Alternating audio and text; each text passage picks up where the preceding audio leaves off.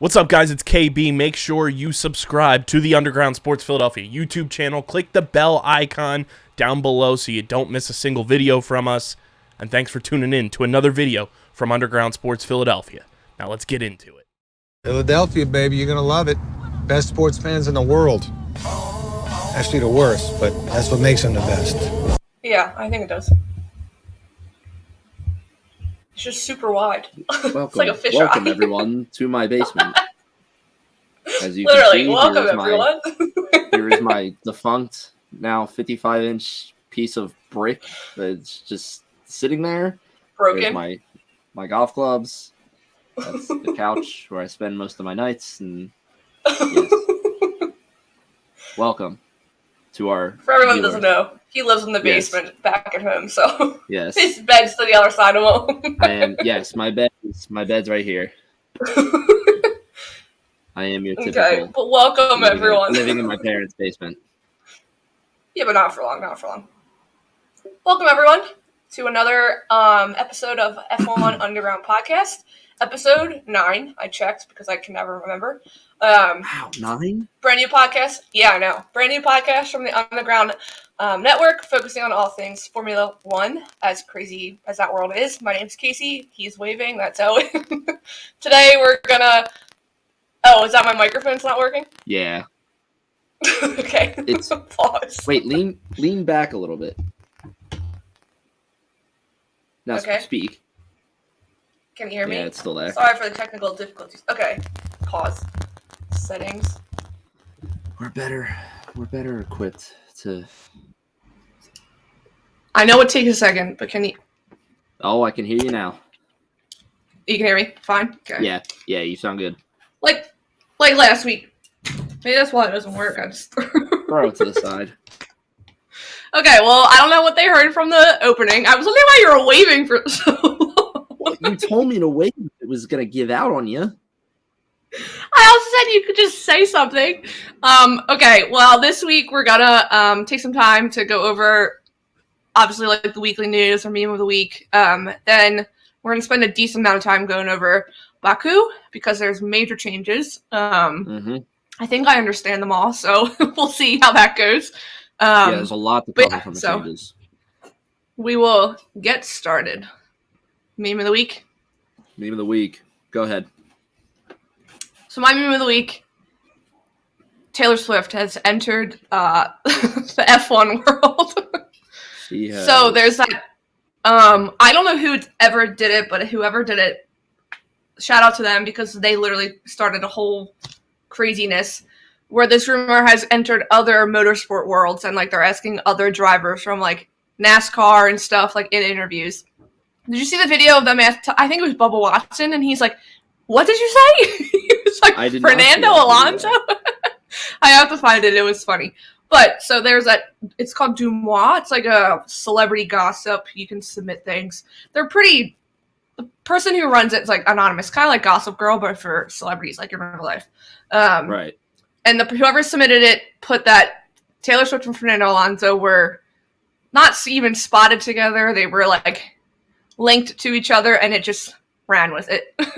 So that's my meme of the week because what's come from it, and even Fernando Alonso, whoever's running his social media team, deserves a raise. I hope their pillow's always cold at night because they did a TikTok with him just looking at the camera to Karma on TikTok, and it's so good because like he didn't have to respond, but that's and people were saying people were comparing their height differences and how much taller Taylor Swift would be to Fernando Alonso. Yeah, because she's tall. She's tall. Yeah, she's tall. So yes, people were like, she'd be the ultimate wag walking on the paddock. I bet, first of all, she won't even show up to the paddocks. She's too busy. So yeah, she's got too many other things going on. But yeah, she's touring the world. But yeah, that was my. Obviously, you're more versed on Taylor Swift than I am, but I knew that it was a big thing because it was like all over my timeline too. And it's like it wasn't even just like the podcast Twitter. Like I was on my personal Twitter, and it was just it was like going crazy with all this stuff, and I was like, what the hell is happening? Like Well, I also saw people were like cracking up at it. It was another tweet. Someone was like, the Swifties, I have no clue about Formula One, trying to figure out who Fernando Alonso is. Like, yeah, you don't follow, you have no clue who that man is. Like, you have no idea. Research, trying to figure it out. Yeah, figure it out. Who the hell is Fernando? And then, but I posted on TikTok because I remember because when the Drive to Survive first came out, her album was already out, obviously. So the one song is Anti-Hero, and he's doing that one sit down when it's the episode about him. He says about being anti-heroes, and then like it's me, hi, I'm the problem, and he's like, I'm always the villain. So like I was like, maybe they have been. Like, maybe this rumor is true. Was just laying down the like little tidbits here and there without even us knowing. It's like when you watch Game of Thrones after you already watched it one time, and it's like, I understand like this. Like, little hint or something. It's like the Easter eggs. That's funny. That's but good. They don't have a race the weekend she's in Philly. Watch out. I'll be on the lookout for Fernando Alonso. If Fernando Alonso is in Philly, I am running all over the city of Philadelphia to look for him. Well, he'll be at the link, so he won't be hard to find. That's true. That is true. If he's a supportive boyfriend, come on, he's going to the concert. You really just narrowed down my search. It's made it a whole lot easier on me. It's going to be packed there, but yes. But yeah, that was my meme of the week. It just blew up so much. I've never seen Taylor Swift accounts tweeting about Fernando Alonso. I was like, whoa. I was like, these worlds are crossing. This is, But yeah, that was my shout out to that person for starting this. That'd be so well, I always think like Taylor Swift's still so young, but she's in her 30s, so like the age difference is not that big. Yeah, and how if old? There even is an age difference. I don't know. I'll look it up. Are you Googling it? Google that. While you Google that, I'll say. I got it. He's 41. He's 41. He's 41. But the best is when you look. The first few things is all about him and Taylor Swift. Is it really? Mm-hmm. Yeah, he's 41. He turns 42 in July. 42. What day in July? The 29th. Oh, so I know you're almost birthday buddies. Almost Wait, someone is. Taylor Swift is 33. So. Oh, wait, you know who I think? Now I'm going off on a tangent, a birthday buddy tangent. Yes, it's with Dad though. Oh no, okay, maybe not. Oh, a driver was born on Dad's birthday. There was 2 last year, right? Like that first weekend, and I believe. Oh yeah, it's Daniel Ricciardo. I knew it was someone. Oh, that's a good one too. And Sebastian Vettel's on the 3rd. Yeah, share a birthday. Wow, we should hang them on Mom's birthday thing in the dining room. Put Daniel Ricciardo and Sebastian Vettel on top of the 20 names we already have in the line. Yeah, we can add some. What's the month we don't have? October. We can add some October. October? No, we have September. October because of. We have October because of Ange. Yeah. We'll add some. All right. But go ahead. What was your meme of the week? My meme of the week. You're really going to enjoy this. From your Reddit thread? From my Reddit thread. We're back on Formula Dank. This person who posted this username is zealous_ideal_job_458. That is 100% just like an auto-generated name. But regardless, so I've seen this meme so many times that I don't remember. I don't remember the real song that is played in the show, and you'll know what I'm talking about as soon as I start describing the scene. But I've seen it so many times. People have posted it for different situations, different things, and they put their own song over it and whatnot, right? But this was the meme that when I first saw it, I didn't even play the video yet. I already knew exactly what it was going to be, and it still was absolutely perfect. So it's the scene in Friends where it's Joey, Chandler, and Ross all eating pizza in Ross's apartment, and he's got the monkey Marcel, and Marcel goes over to the stereo And Ross is like, Marcel, don't you touch that button. If you touch that button, you're going to be in really big trouble. And Marcel plays the button, and it's the F1 theme. And it plays through the beginning and everything. But I will say, the scene of them dancing was so like, I forget what song it is in the real version of it, but when it hits the chorus. No, it's the Lion King song. Isn't it The Lion Sleeps Tonight? Isn't that what it plays? Oh my god, it is The Lion Sleeps Tonight. Yeah. Yes, it's the Lion King song.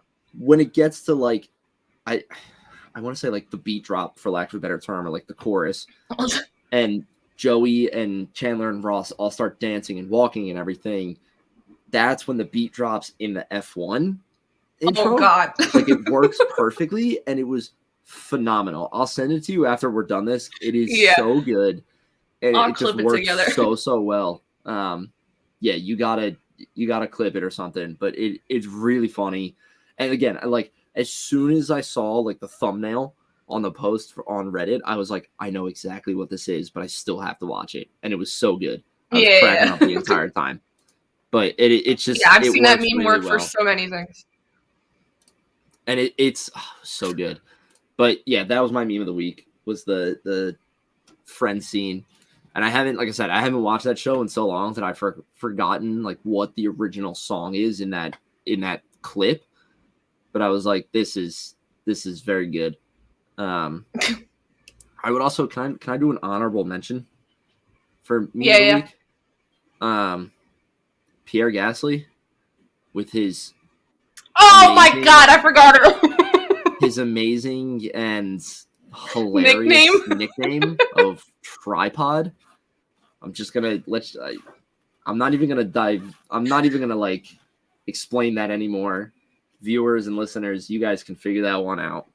That is the best. Is like he has no filter. Did you watch the video when he answers the question?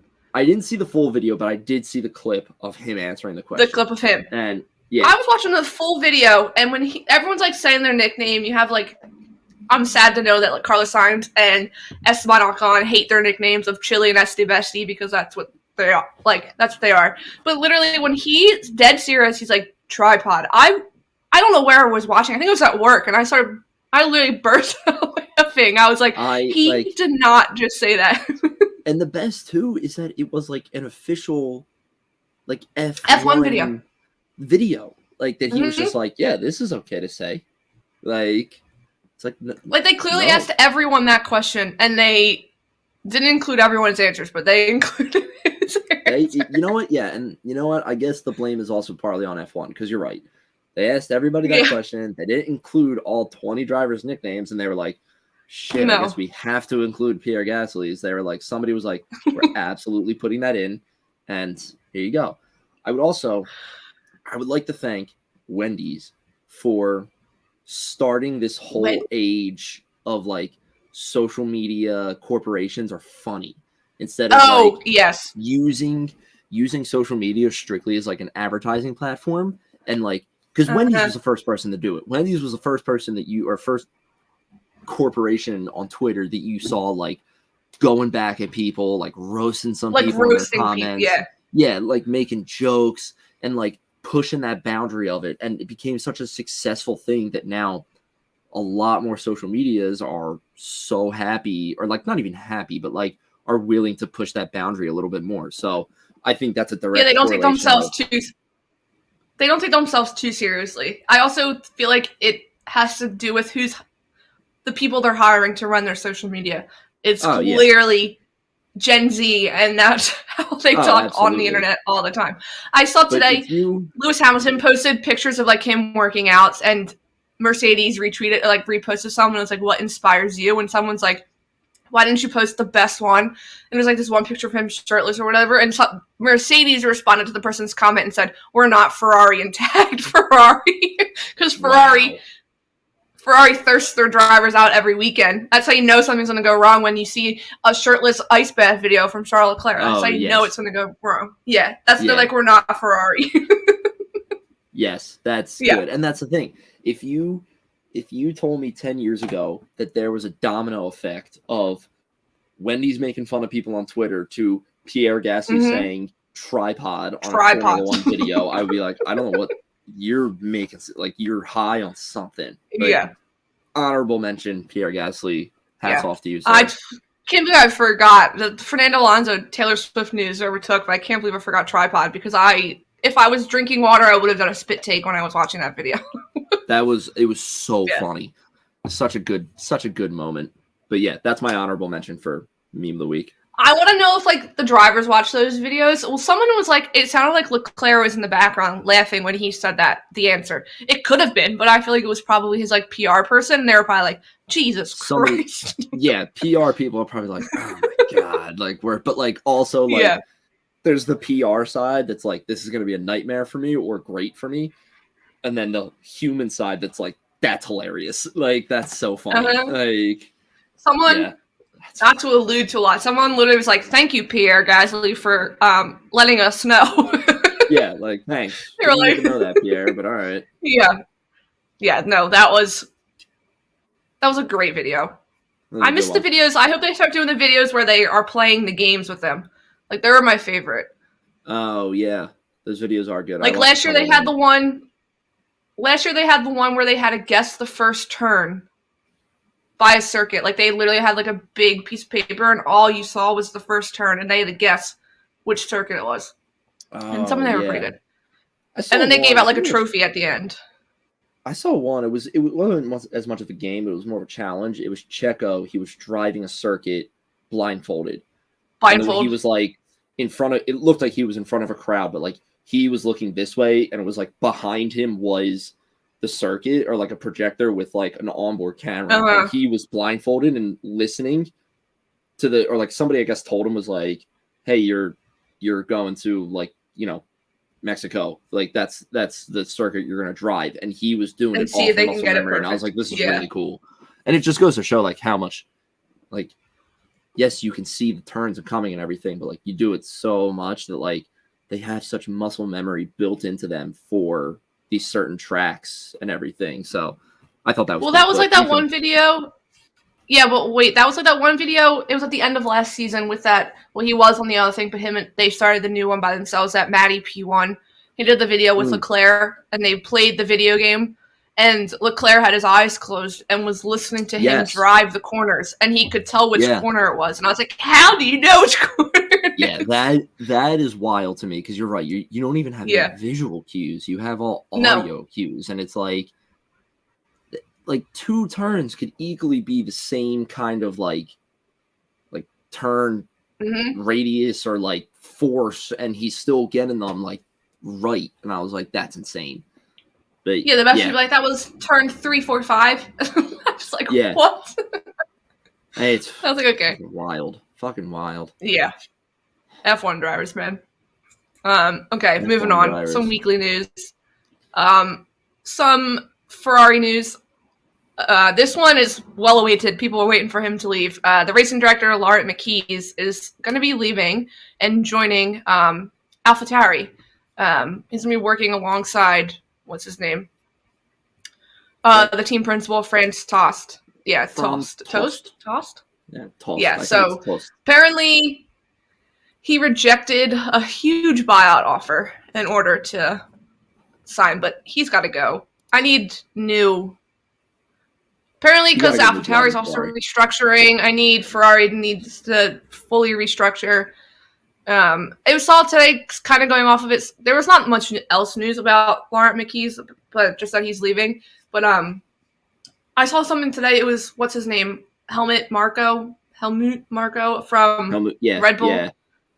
He was saying something about how he doesn't understand what Fred Vasseur is doing, and like that nothing's working still. So I retweeted it and I was like, any professional sports team, when you are changing, what's it called? When you change coaches, it always takes a little bit to get settled, to figure out. Like, there's 3 races. Seems like the season's been going on for forever, but there was literally 3 races.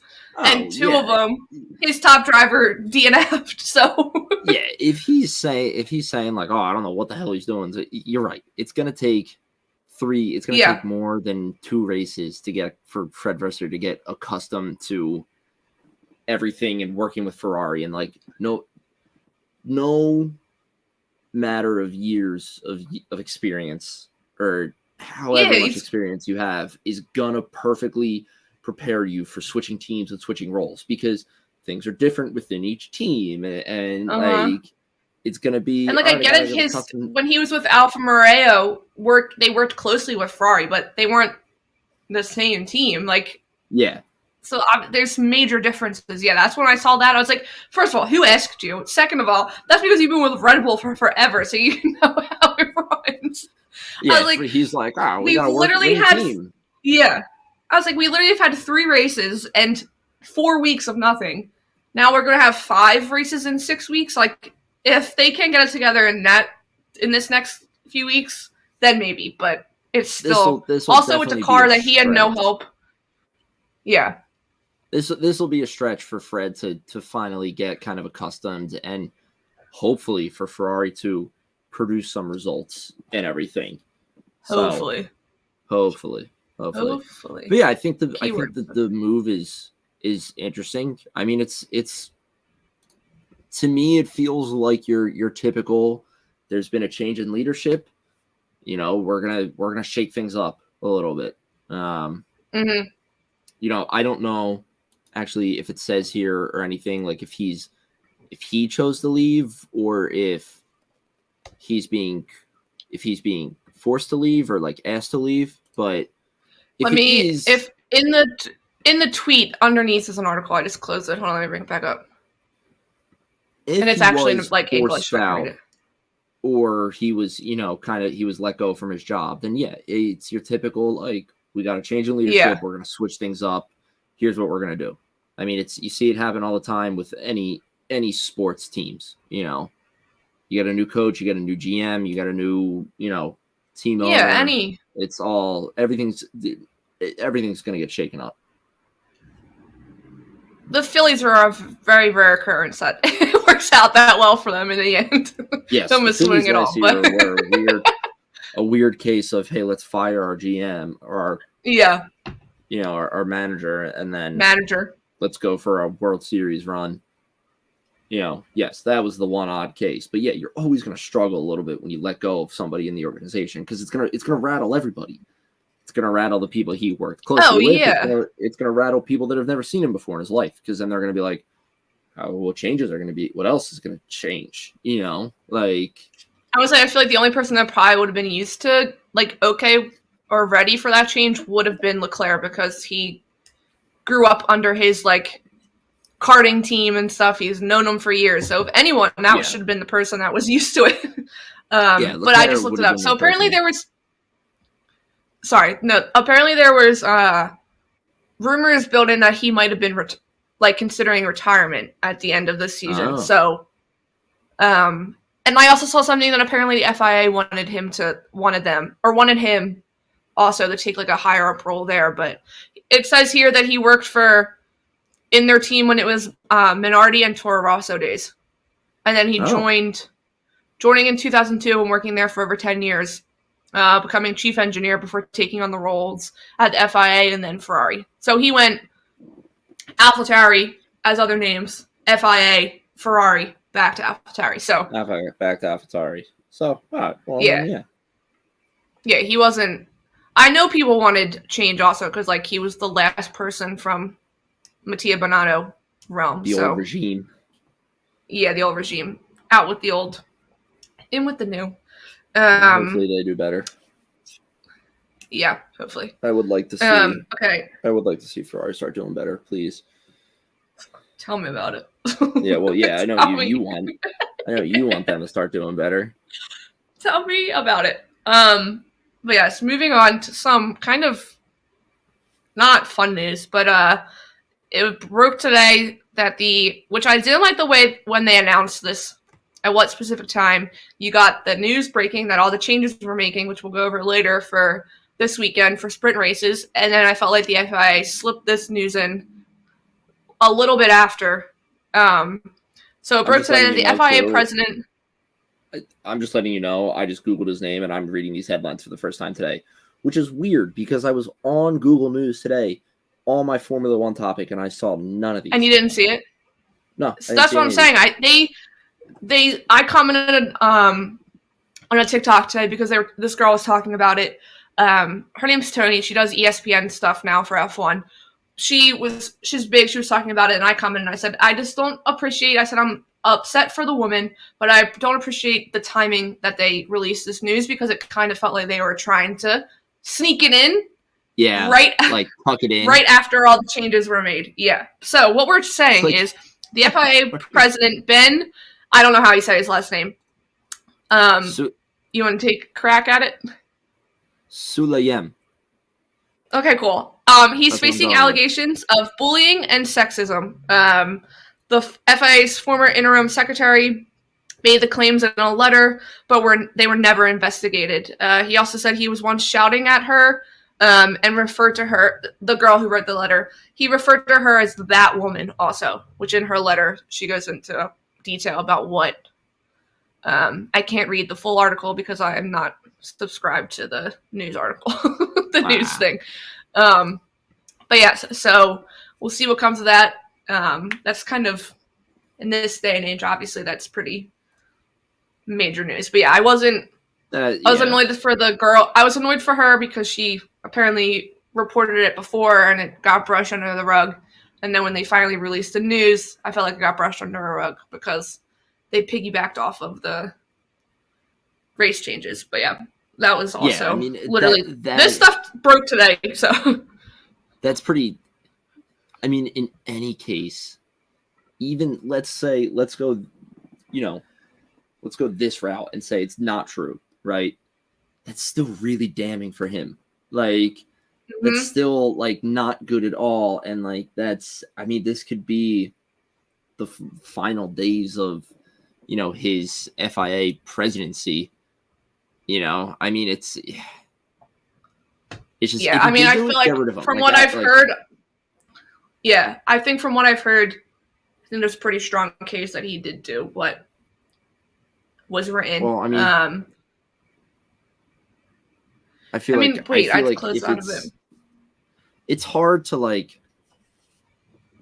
The person who made the claim was the former interim secretary general. So that's who he was calling that woman. Someone else pretty high of power.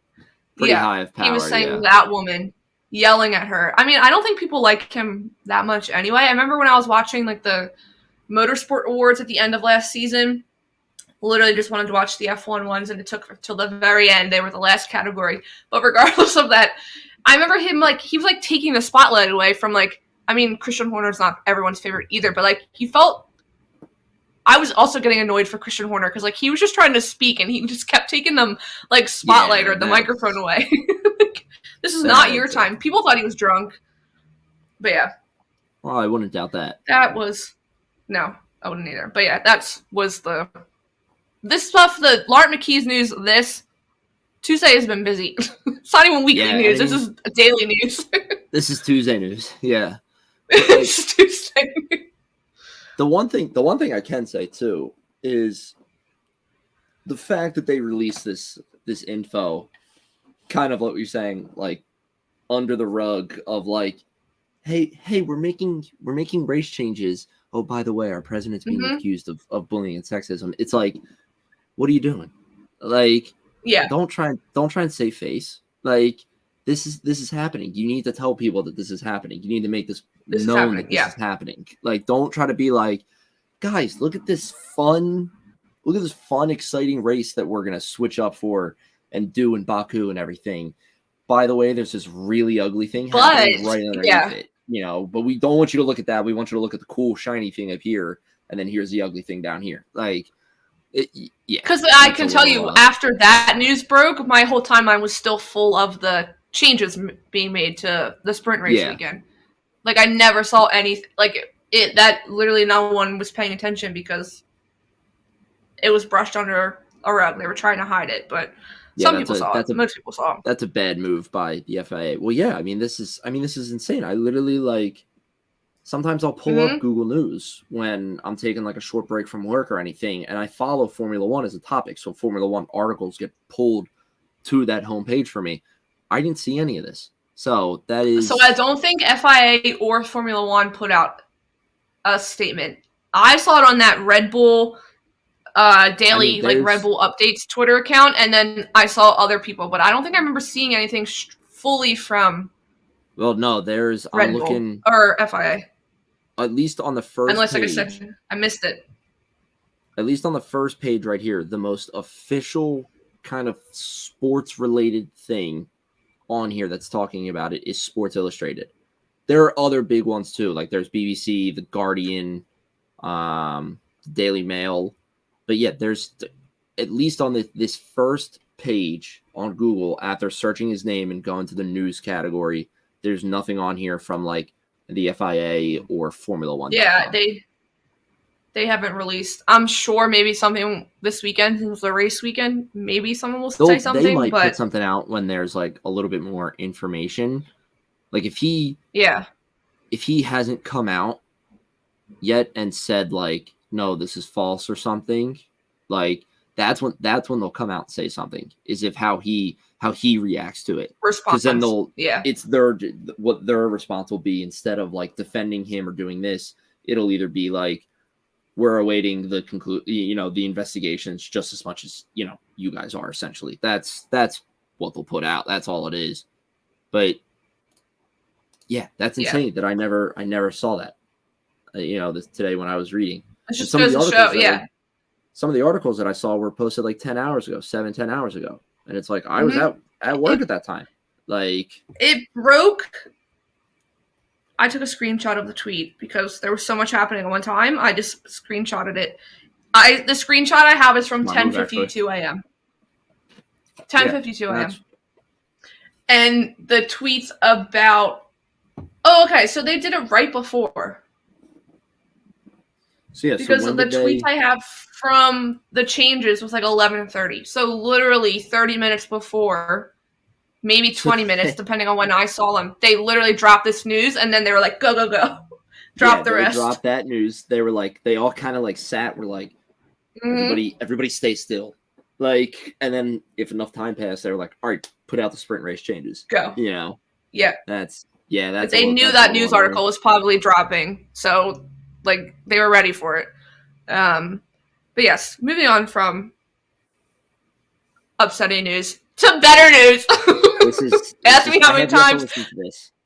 Oh my god! Ask me how many times I've listened to it today. I can't even tell you. I've listened to it so many times. So actually, I should. Obviously, it's no secret. These next two subjects are all about Charles Leclerc. So obviously, he's my favorite. I'm not quiet about it. So he released his own personal song that he composed, wrote, recorded on Spotify and Apple Music and other streaming platforms.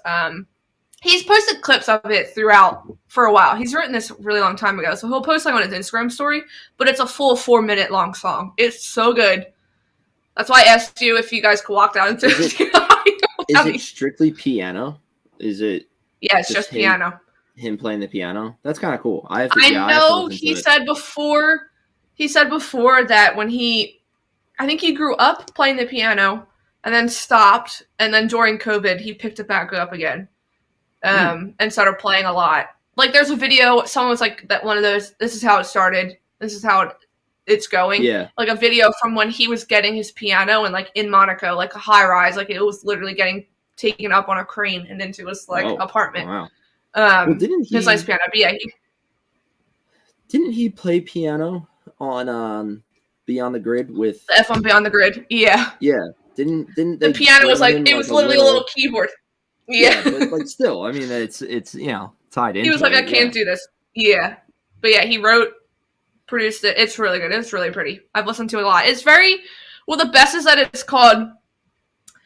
it's literally Australia for short, 23. People were like, Australia sucks so bad for him. He was like, I'm finishing this song. But yeah, so like that video, going back to the never have I ever, or the I never have videos. One of the questions was, have you ever like recorded a song? And he said, I have. And the person's like, oh, and he's like, well, I'm just doing it for myself. Like, it's still early. That probably won't go public. So an account I follow her. She like translates different articles to English, and he follows her. He interacts with her all the time. And she was like, no, please let it go public. And he tweeted literally last week. He's like, it might change. And then Monday, what's today? Tuesday? Yesterday, I'm sitting at work. See the post on an Instagram story. I literally was like, because he posted like you could pre-save it, but it was at midnight. So like people in Australia were able to listen to it yesterday at like 10 a.m. And I was like, I just gotta wait forever. And then there was issues, but yes, it's very good. I mean, I'm biased, but it's very, very good. I'll have to listen to it. I'll give my thoughts on it next week. But yeah. That's why I was like, I was like, I should listen to it for the first time on the podcast. I was like, I have no self-control. I'm gonna listen to it the minute it comes out. No, that's. I honestly, I don't blame you for listening to it, but I'll give my thoughts on it next week. So now he's an official artist on. I'm not either, but classically trained in music, but I'll give my best personal thoughts on it. So. But yeah, so then Taylor Swift came back into the picture because if you ever go through Charles, I mean, likes the craziest stuff on Twitter, Charles LeClerc. So someone tweeted, and it was like Charles after DNFing in Australia, and it was a clip of Taylor Swift sitting at the piano, like hardcore, like performing, like whipping her hair back and forth, and he liked it. And then people started rumors with him and Taylor Swift. I was like, people, don't bring all the Taylor Swift fans into this world. I was like, they're not. I know. First Fernando Alonso, but yeah. He quickly unliked that tweet, though, so I feel bad for the girl who originally tweeted it because she had a second where Charles LeClerc liked her tweet and then it was gone. And then it got... Yeah, but yeah, it's very, very good. I do like it. It's good. I will listen. I will have to listen to it. Yeah, well, his friend who follows him, goes to every race, that takes all the photos, posted pictures of him, and like you could tell he was sitting in front of something to record, and people were like, "Oh, something's coming." Something's happening, yeah. So, yeah. But moving on to another LeClerc topic. I have a lot of them today. I'm sorry. I'm gonna rebrand the podcast to be all about Charles LeClerc. Simply Charles. It's gonna be Charles. I mean, honestly though, I wear a Ferrari shirt every week, so hold on. I want to find the original tweet. Please pause. Claire F. Yeah, do we have?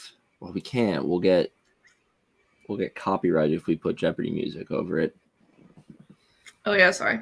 What other? Does anybody else want to tour the basement? His song kind of gives me Interstellar vibes. I know you've probably heard the Interstellar song before that everyone of course I loves. Have. Yeah. So the middle part of it sounds like that, but it's fantastic movie soundtrack. Oh yeah, one of the best. Fantastic, yeah. Have you ever seen the girl on TikTok? She plays the organ at this is totally not F1 related. She plays the organ at Royal Albert Hall in England. Like the huge, like organ. She reworked that song from Interstellar to play it on the organ. Oh my god, it's insane. I'll have to watch it. Wait up, sorry, I'm trying to find.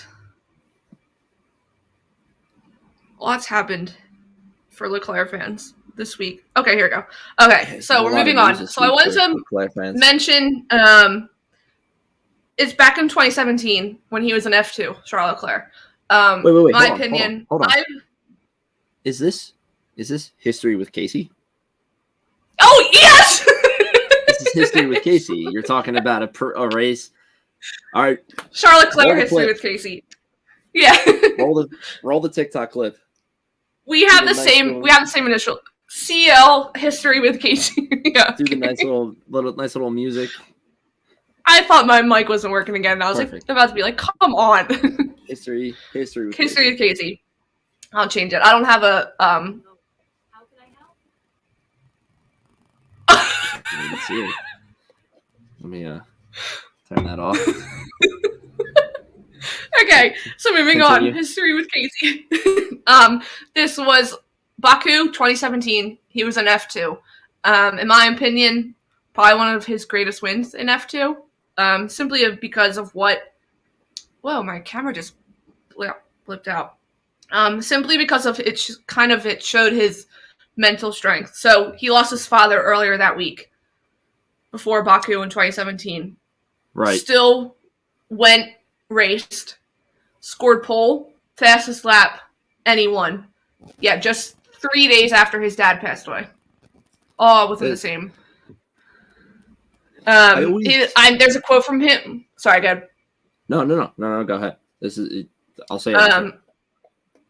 So there's a quote from him from the tweet that I saw that said he had his father's face in his mind and in practice, and he ended up P20. But his dad was never happy unless he saw me winning. So I asked myself what he wanted, and the answer arrived quickly. I never thought about doing the race. So, like, he literally went out. I remember, I don't know who it is. The name's drawing a blank. It's going to piss me off. Someone, I don't think it was Fred. It was someone within, I think, whatever the team he was on for F2, said also it was the greatest race he's ever witnessed from LeClerc, because I guess they were at the funeral with him, and he's like, no, I have to go. Like, I'm going to go do the race. And then, like, he does that, blows everyone out of the water. And then like, he gets up on the podium, wins. Obviously, they give him a trophy, and he's, like, pointing up to the sky. But, yeah, that was one of the... I want to go watch it again. I watched it before, but I want to watch it again. I want to watch that now, too. That'll be on F1 TV. Yeah. That sounds like I want to watch that race. But what I was going to say is I always love... But it also, like, at the same time, like, breaks my heart to, like, watch, like, these kinds of, like, performances from athletes when they had just lost somebody. And it's like, I've seen ones in, like, I remember, I cannot remember for the life of me the player's name, but it was somebody last year or 2 years ago at most, where he had lost his son. And who was it? He ran like a certain amount of yards for a touchdown, and when he got to the end zone, he just like broke down, and I was like, I'm getting chills thinking about it now. But like, yeah, and it's like that kind of things, and it's like Kevin Hayes on the Flyers when losing his brother and everything. Like, it's just like I love seeing those things because it just shows like the resilience and like determination of all these athletes. Of like, yes, I'm going through something really shitty right now, but the person who I lost wouldn't want me to back away from the thing that I love, the thing that they love watching me doing, because they did pass away. So I'm going to go out there and I'm going to do it. And they put on a performance of a lifetime. And it's like, you love seeing that. Like, I'm sure like any Charles Leclerc fan loved watching that race because of how well he was doing. But it's like, the bittersweetness of it with, it's like, the reason why he's performing that well is like he's so driven and determined and everything. Yeah, because he just lost. Literally his did it for his dad. Yeah, yeah, and it's just like it's insane, and it's like again, it's like I always like stop and watch those videos when I see one, and it's like at the same time, I'm like that's amazing, and on the other half of me, I'm like that's so sad. Like I just feel so bad for the person. F1 even has so many of it. The year Antoine Hubert passed away, Leclerc won Spa that same weekend. And I know Pierre went up because Leclerc had the shot to win. And I know Pierre Gasly went up to Leclerc because they were all friends. And he was like, you have to win. And then he goes and wins Spa. And then he wins Monza the next weekend. And then Monza exactly a year after, maybe it was the year anniversary, Pierre then wins Monza. Like, it's just when that stuff that happens, it gives me chills instantly. That's what makes sports so enjoyable sometimes. Always get chills thinking about it, and and it's like the people who aren't athletes or who have never really like competed in any sort of way before, like sometimes like don't understand it really. No, and it's like yes, it's a sport about people driving cars, but like to them, like that's their life and they know that they could lose their life doing it. And to see someone lose their life doing it, it just makes them so much more determined to do it again and do it better. And it's like, again, I just keep going back to the thing of like, you love to see those performances out of people because it shows like when they are locked in, they are locked in and they are dangerous. But like, there's always that like horrible reason behind them of just like, but they are so locked in because of this this tragic event that just happened. But well, that was like this past year, obviously, that the Damar Hamlin when he collapsed on the field. And then I've never made it an impact to watch any, like, I'll watch the Eagles every week, and, like, I'll keep football on, but I've never made an effort to watch another team's game. And I remember I turned on the Bills game the next week after, and that first play, they run it all the way back, and then, like, you have those weird stats coming out, like, it happened with this, and, like, it all makes sense. You're just like, the script writers had it. Yeah, the script writers were like really locked in as well. They knew what they were doing. Yeah. Yeah. No, that when that stuff happens, it like makes sports so enjoyable. And those videos, they pop up on my TikTok all the time. Yeah. They pop up. I see them like on Facebook or like Instagram all the time. And I just like, I have to stop and watch them. Because again, I'm getting chills about it now. Like I'll watch those videos and I'll get chills every single time I watch it. And it's just like, it's so amazing, but also just so sad and like upsetting. Yeah. But the circumstances are not. Yeah. The circumstances are not good at all. But like, yeah, like, you know, it's like you said, like you've watched the race before. Like now I want to watch it because I want to watch LeClerc. I want to watch it again. Performance of a lifetime. Like, yeah, because you know when he has a good race, he's putting on a performance of a lifetime. Like, oh my god, yeah.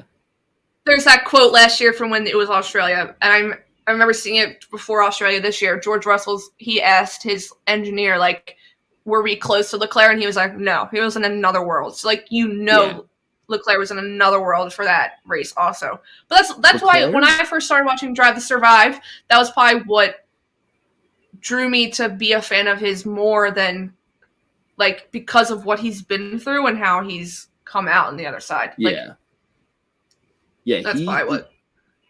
LeClerc is like on par with one of those athletes, and it's like you can say this about any athlete, but there are a few standout people that it's like when I'm gonna say it again. I know I'm gonna sound like a broken record, but like when he is locked in, he's locked in. He's so dangerous. Like, and there's that's those, why like, you put him in that Red Bull car, he'd be unstoppable. Oh my god, yeah, he would be so good. Mm-hmm. And that's the thing. It's like, again, you can say that about any athlete. Like, oh, when they're on, they're on. But like, there are those like few athletes across all sports and like different things that it's like, no, when they're determined and they're like 100% focused, there's nobody's gonna get in their way. Like, it's insane. But that's why Sebastian Vettel wrote on his helmet when they swapped. He said, "You're one of the greatest racers I've come across in like 15 years." If Sebastian Vettel saying that. Yeah. It's like, and that's the thing. You have those moments where it's like these great racers and these historic racers are saying that about him, and it's like only just goes to further the point of like, and it makes this year so much more frustrating because you're right. Like you put LeClerc in a Red Bull or an Aston Martin this year. Oh, he's winning. He's absolutely winning in my eyes. And it just sucks because you can't watch. That's why when the rumors car issues.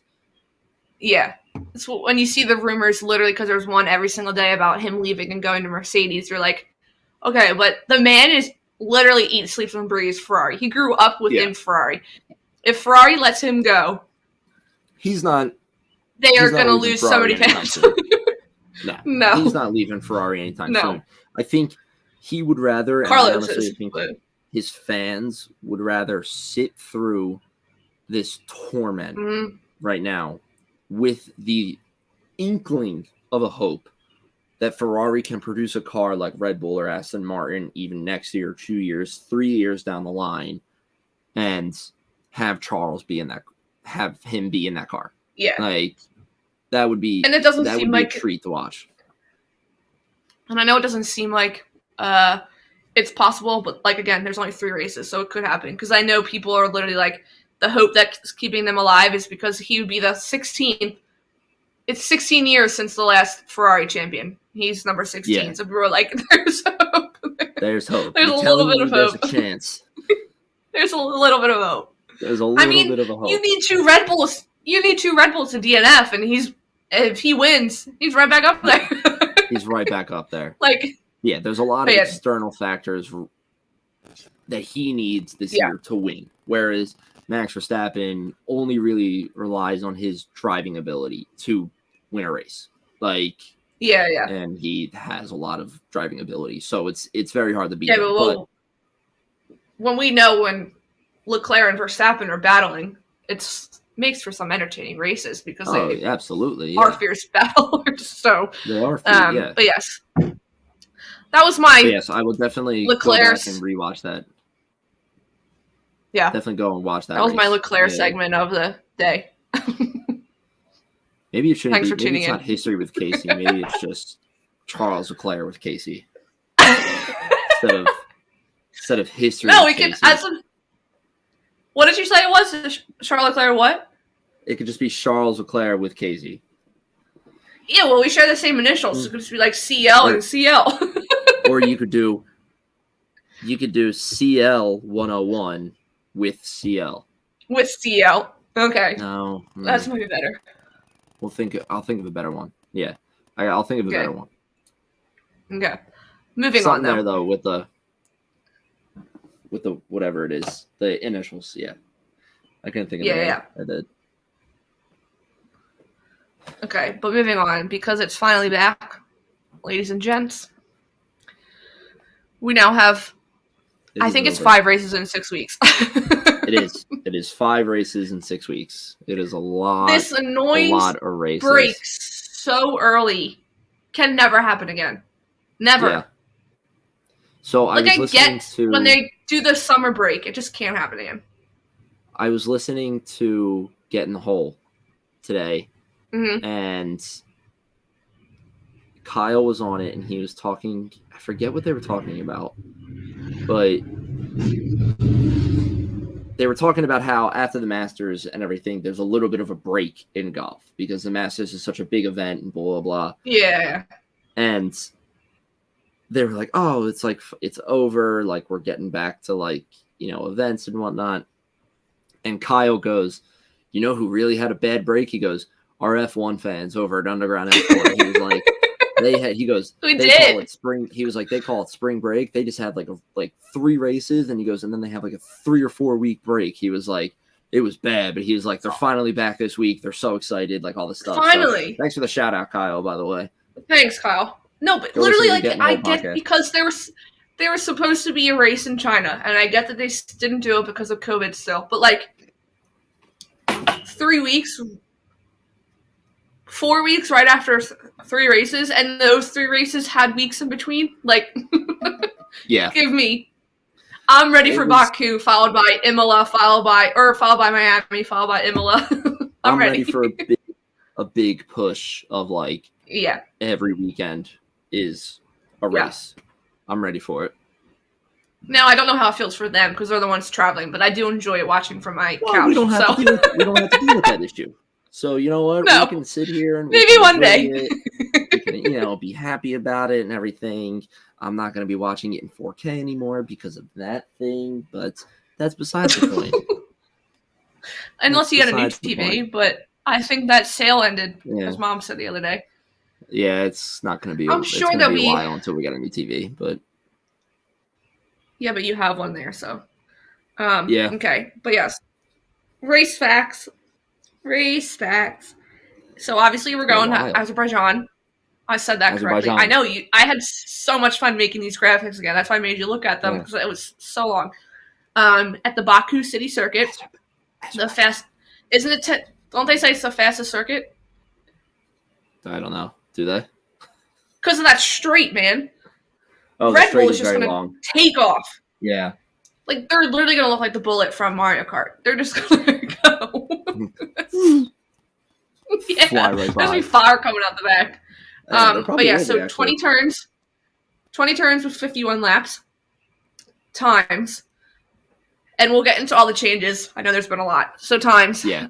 There's one practice, 5:30 a.m. to 6:30 a.m. on the 28th. It's not bad. I'll be up getting ready for work. Thursday, right? Or no, Friday. No, Friday. Sorry. Again, Friday. It's the golf weekends and the racing weekends. I know, but also the last race weekend we had Australia, so we were watching our practice Thursday night because it was that's fair. Friday morning. So yes, you're right. And then same day, it's qualifying for the Grand Prix from 9 a.m. to 10 a.m. And we'll, like I said, we'll get into the changes next. I'm just giving the changes or the times. Saturday, the 29th, the sprint shootout from 5:30 a.m. to 6:30 a.m. I will definitely be waking up to watch that since it's the first one ever. I don't care if that's that early, but again? Sorry. The sprint shootout is 5:30 a.m. to 6:30 a.m. 5:30 a.m. Okay. And then the sprint race, which is 17 laps, is 9:30 a.m. to 10:30 a.m. Yeah. Oh, wait, hold on. The F1 more changes. Well, no. So they didn't update the app anytime soon, and they finally updated the app. Oh, good. But now they just have the sprint is 9. They don't even have the sprint shootout listed, so that's why I'm confused. But I'll always update it. And then the race is at 7 a.m. on Sunday the 30th. 51 laps. I will be watching from my apartment and then in the car when you're running the Broad Street. So Broad Street Marathon, not Broad Street Marathon. Broad Street Run. Yes, not the marathon. Yes, unfortunately, I will be missing the race because of the marathon. Not the marathon. God damn it, I keep doing that. Because of the Broad Street Run. However, yes, I'm probably going to wake up and watch the sprint race as well. I can't promise that I'll be up. Yeah, well, sprint race. I can't promise I'll be up for you should be up for qualifying, but I will be up for the race itself, the sprint race. So, well, not to get I have to do my laundry at some point. So, and I was going to do it Saturday instead of Sunday because of the race. So, could always be over to watch it then. But yeah, I kind of want to see the new sprint shootout. So I will definitely wake up at 5:30 to watch it. But yes, so new format. They finally waited 4 days before. Thank you. So the sprint shootout. 3 weeks to tell us, and they told us. Yeah, I know. They just said, see you. Okay, so the sprint shootout. Let me read this correctly. So there's 3 qualifyings like normal qualifying. Q1, Q2, Q3. So Q1 is 12 minutes long. And it's mandatory. Everyone has to use medium tires. Yeah. Oh, yeah. I saw this too. Yeah. I also have my phone close to the computer. So if you hear a funny noise, can you tell me? Because that's why I have my phone close to the computer. All right. So yes, 12 minutes long, mandatory medium tires, and then like always, the slowest 5 cars are eliminated. Right, like normal. Q2 is 10 minutes long. Again, everyone's mandatory to use medium tires, and then the slowest 5 cars are eliminated. Right. Q3 is 8 minutes long, and everyone's required to use soft tires. So, and then it's important to note that Friday afternoon's quali sets the grid for the GP on Sunday. And Saturday's shootout and sprint don't change anything regarding the race on Sunday. So the race itself. They got rid of so they because before the sprint, what's it called? The sprint would determine the qualifying for the race. Yes, but now it's not. It's basically 2 races in one weekend, 2 different events. So which I get. I get why they do because they're trying to give fans more and everything. Yeah. Yeah, so it should be. I always the first practice is going to be busy.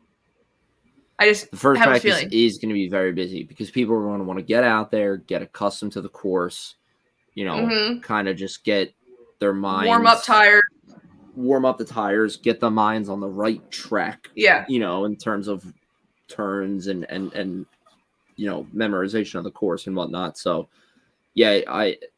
the first qualifying for the race is going to be really interesting because, like we're saying, they only have 1 practice to get accustomed with the course again. And it's like,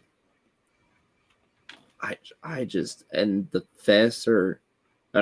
faster times for qualifying are for the sprint race, not for the regular qualifying. But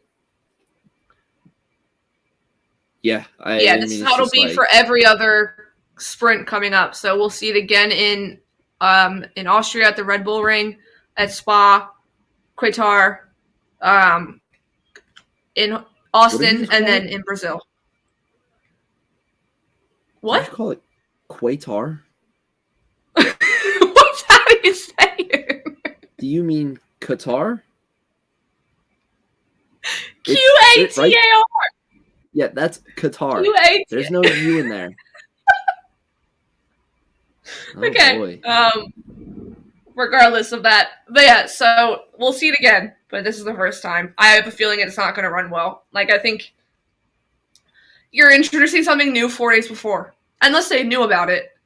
They did vote, and it was unanimously voted by all the team principals. But, like... I can imagine the teams definitely knew beforehand about it. I can absolutely see that. But I do think that, I don't know, something to me about only the one practice, and then it's immediately qualifying for the race. Yeah. Like, it's not even qualifying for the sprint. You know, it's... No, for the race. That's 2 days away. You have one practice, and then it's go get your times. Go try to get your best times that you possibly can. And it's like, I know the drivers have driven the course before and everything, and they have, you know, they're familiar with it. But, like, something about that to me, I feel like it's like brewing chaos. Like, something is going to happen. Oh, yeah. Something's going to happen during qualifying, and it's just like, I'm excited to see it, but, like, also at the same time, it's like, you obviously don't want to see, like, any, like, big crashes or anybody get hurt. So it's like, what the hell? Oh, that's what I put later for predictions. I literally put that I have a feeling the race on Sunday, we're going to get random DNFs because, like, I feel like the cars aren't going to be able to handle that much intense driving 3 days in a row. Yeah, you might. Like, you're basically having 3 races. They're doing a 17-lap. The sprint race is a 17-lap race. Mm-hmm. And then you combine that with the 51 laps on Sunday. You're already at 60, 67. Plus 2 qualifying sessions, technically. Yeah. Because of the sprint shootout. You're guaranteed at least 2 flying laps in there. Mm-hmm. So it's like the laps are stacking up. I said, and I looked up the weather because I was interested. So it said it's like the 70s in Baku, and like with like 50 to 60% humidity. I was like, ooh, cool. So Ferrari's gonna blow up. Yeah, Ferrari's just gonna burst into flames. Ferrari's gonna combust. So, yeah, like George Russell last time. But yes, one of them's going into the castle wall. Charles LeClerc is his corner. Yeah. So someone tweeted, do you think the new F1 sprint changes? Do you think with the new F1 sprint changes that it actually ruins the risk of Saturday being less important or / worth watching? I responded. I said I don't think so. I think they're apparently because they're on the track for less time on Saturday, but it's also obviously I like watching practice. I would, if I was at the Grand Prix for a whole weekend, I would still be going and watching practice sessions. But like now you can literally go and watch a qualifying and a race all in one day. Like, that does make it pretty enjoyable, I think. That's really cool from a perspective like a watcher standpoint. Like, yes, we're getting 2 races now out of this weekend that have points and everything on the line. But and what do you think? Do you think the sprints, do you think they stop at all?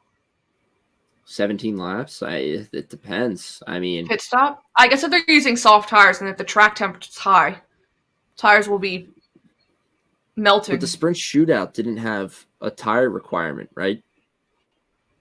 No, sprint shootout did. The sprint doesn't have a tire requirement. Sprint shootout, Q1 and Q2 are mediums. Q3 is soft.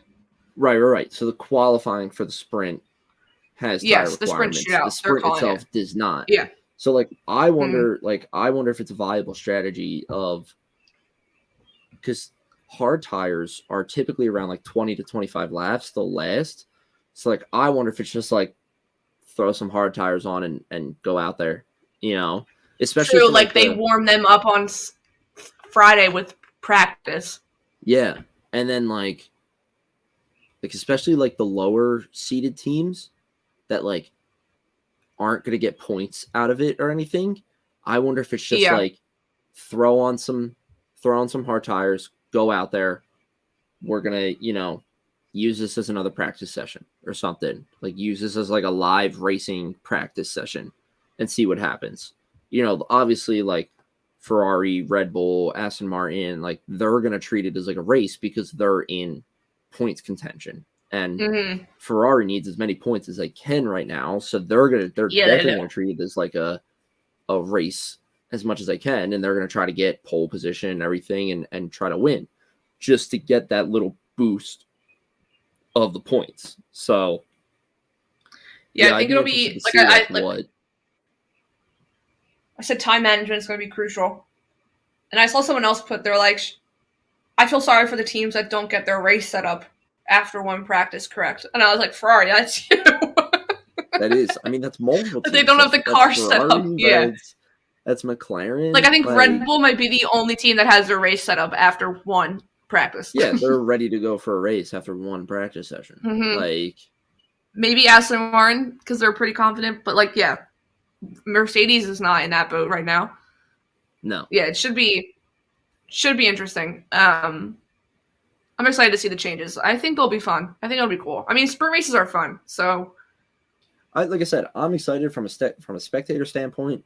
I'm very excited because you're right. On a Saturday, you're getting full, you know, your full fix, I guess, for the weekend of here's a qualifying session and then here's your race, you know, later in the day and everything. So yeah, as a spectator, I'm thrilled with it.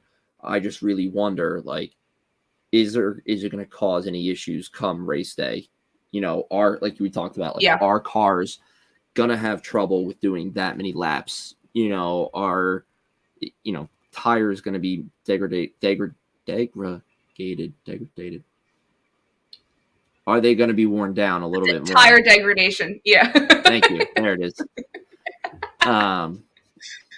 We're going to do spelling with Owen next. Hey, please. Yeah, I mean, I'm excited to see it, but I'm also at the same time, I'm like super curious about just what are the side effects going to be? Yeah. You know? What's going to come from? Yeah, me too. It's going to be interesting. I mean, I'm also excited to see it at a non-city circuit, like at Spa and Red Bull Ring, like those like race tracks that are there all the time. Like they're not city circuits. Like the turns aren't the Castle Corner. Like it'll be interesting to see it there. I do love Castle Corner though. It's so cool. I mean, when they post pictures on Castle Corner, it's so good. Just something about it. I also think with them not being able, with them taking away, they're not allowed to like ride bikes or scooters for a track walk. So like half the drivers don't do anything anymore. Like I think that's also going to hurt. Which I think it was stupid. Like let them ride a freaking bike around the track. Yeah, I don't know why they did that. That was really dumb to me. There's bigger things that are important. But yeah, but besides those changes, drivers can now take up to 4 main PU elements, the ICE, the MGUK, and the MGUH and turbo before grid penalties. They were previously allowed 3. So now, but then people right away were like, so LeClerc took that penalty for no reason, but it was his were the control units, not the power units. So not the power units, right? Yeah, I saw them in tweet. They're like, so who from Red Bull is going to be taking a power unit this weekend? But I think Checo is one that's been having issues, or they both have. So now is their time. I don't know. I feel like this long break. I mean, this long break could really help teams, or like in the situation of Red Bull, like there might be the chance that like it might hurt them. Like, yeah. But this thing, I hope because I know teams are bringing changes for the next few weeks, so I hope the field like gets closer. Give me something good. Yeah, I don't know. I feel so like disconnected from the teams just because we haven't like seen them, and so I know. Haven't seen them drive in so many weeks. It's like forget like who's good, who's good, who's bad. Who's good? Yeah. Oh, you know what we didn't talk about? I totally didn't note it. The changes at Mercedes. Those changes. What changes at Mercedes? Oh, now I shouldn't have brought it up because now I don't have it ready.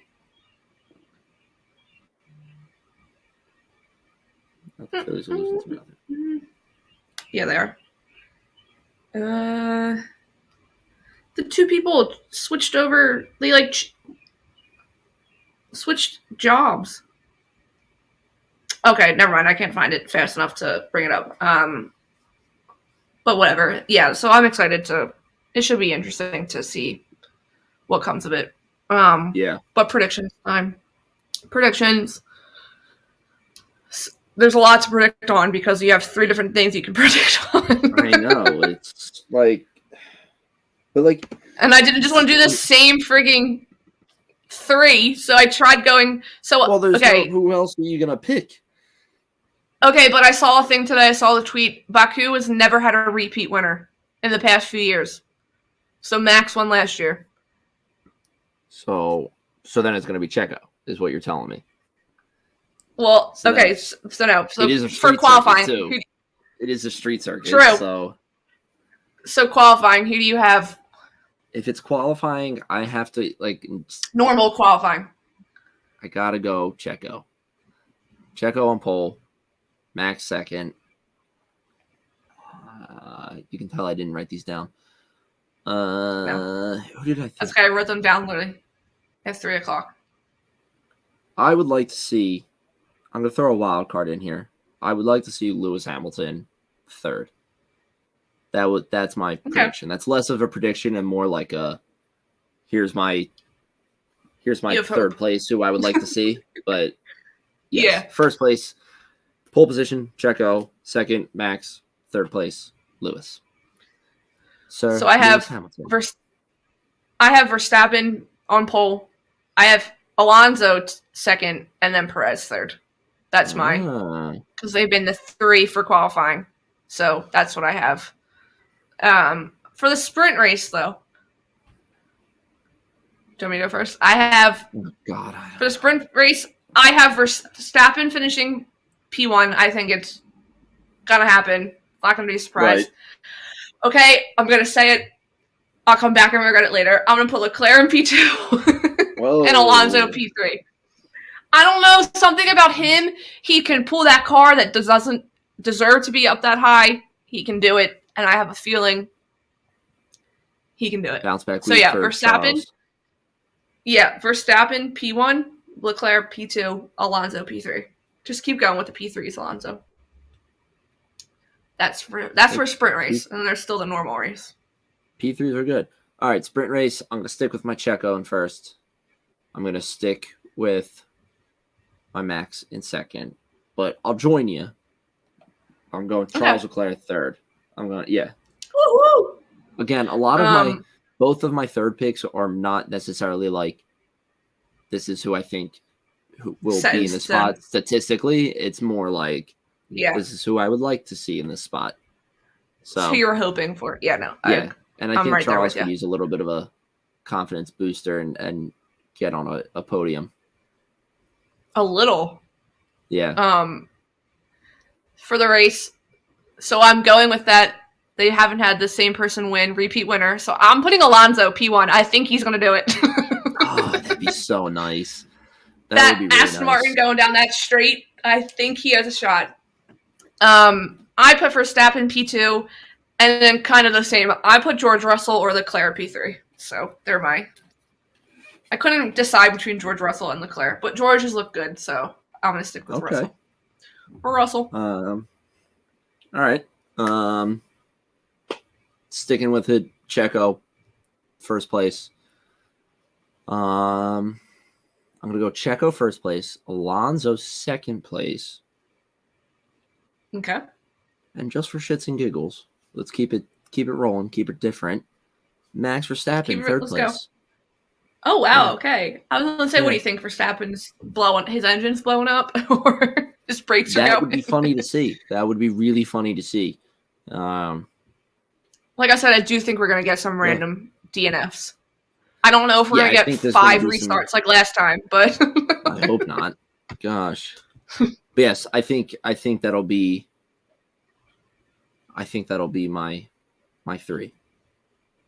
Yeah. Yeah. But I would love to see a Fernando Alonso victory. So would I.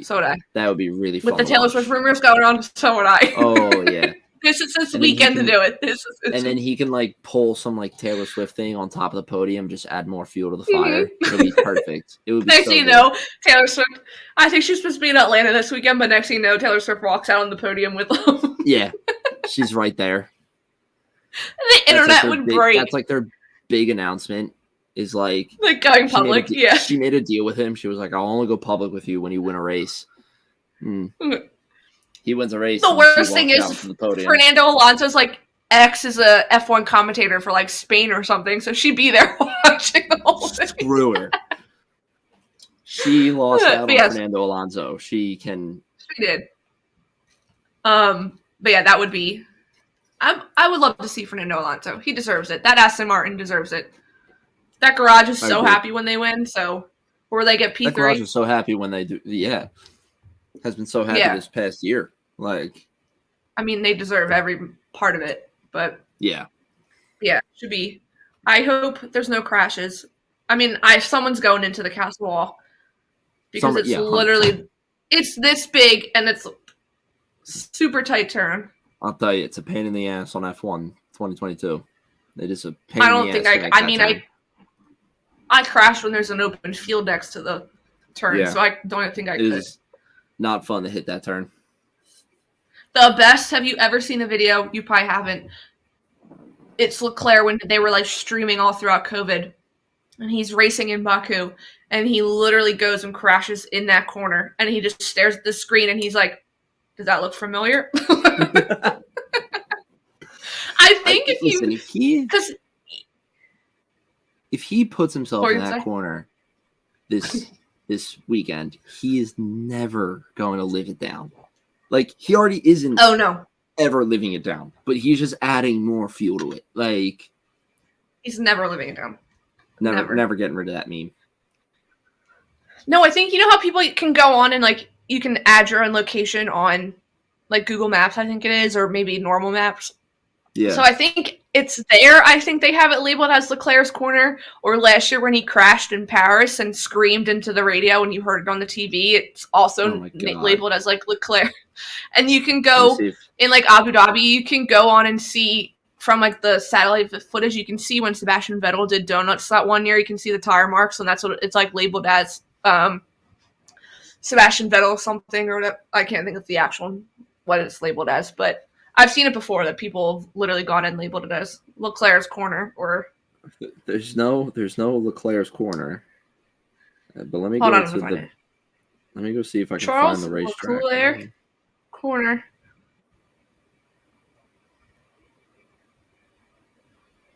There it is. Maybe it was like a meme.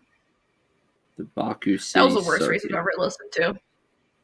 Maybe it's not Baku, but I know it's in.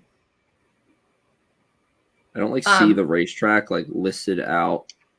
The French GP. Yeah, well, it's a city circuit, so it's kind of hard. Yeah. Oh, that's right. That's funny. But but next those are my predictions. Sorry. Yeah, I'm happy with my predictions. Are they going to come true? Probably not, but it's fine. Yes, you gotta have some predictions. I tweeted the other day, I'm going to call myself out before we end. I tweeted because it's been a year since we were at in Florida for Jenna's bachelorette party, and we were walking down the street after we got off the boat, and because it was a week before the F1 race in Miami, and the Red Bull car was like up the street. I had no care in the world. And here we were a few weeks later. I know. I think I was telling Marina, because Marina's like, could you imagine if like they were there in the area? I said, yeah, well, we were very drunk because we just got off a boat, so we were probably embarrassing. That would have been fantastic. I would have no clue. Met Charles LeClerc and you were hammered off the boat. And I had no clue who he was. Yeah. Yeah. So I was like, hi, who are you? That'd be such a good story to tell. Home run. But yeah, so we have Baku this week.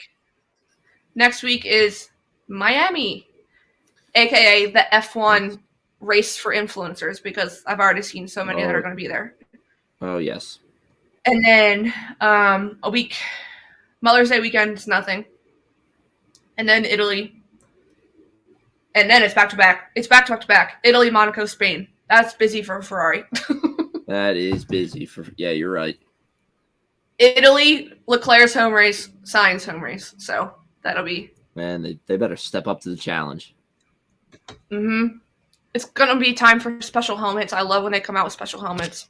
The special helmets are cool. Yeah. You think F1 drivers use the same kind of designers that hockey goalies use for their masks? I mean, there's a possibility. I don't know why I thought of that. Different people, though, but there's a chance, yeah. The only person I could see maybe using is Lance Stroll, because he's from Canada, so he probably knows some of those people. That's true, yeah. But yeah, he's probably got some connections. Yeah. Probably through his dad, too. Yes. He's got connections. His dad's definitely got connections. His dad scares me. Anything else you want to add before we wrap up? Nope. We got to post. I'm good. There's my thumbnail pose. That's not your thumbnail pose. You have like 3 chins. No. That's what he's getting. Don't do that. I'll pose in a second. So as always, thank you guys for listening today to the F1 Underground podcast. If you enjoyed the show, make sure to follow us on Instagram at undergroundf1 and on Twitter at underground_F1. We like to always thank Kyle and the guys over at Underground Sports Philadelphia for helping us make this show happen, giving us this platform. So yeah, make sure you go give that show and all their other shows a follow. We have a ton.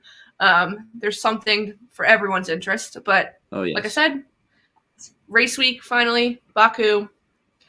We'll see what happens.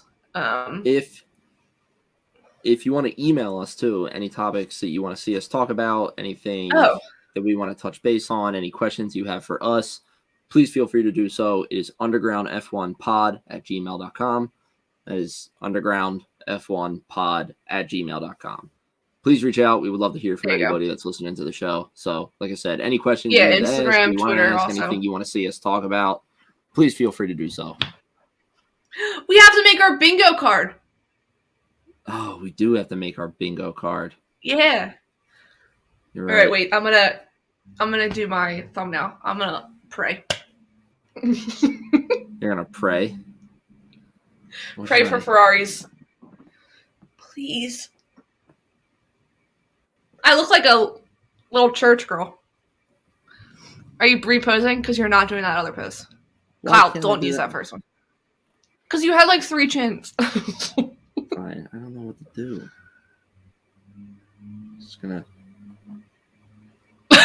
What is that? There you go. Okay. All right. What it was. Thank you, everyone. We will see you next week. Thank you for listening. Happy race week. See you later. Oh.